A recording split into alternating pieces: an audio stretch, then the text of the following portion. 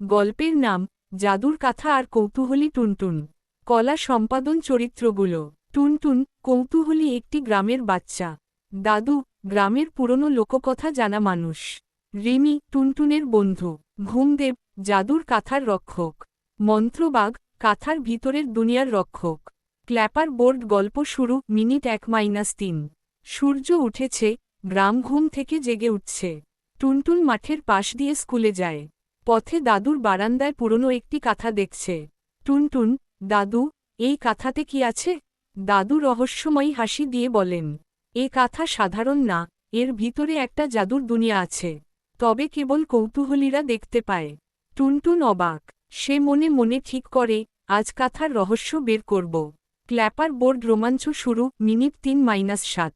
School থেকে ফেরার পর টুনটুন রিমিকে নিয়ে দাদুর বাড়িতে যায়। দাদু তখন ঘুমাচ্ছিলেন। বারান্দায়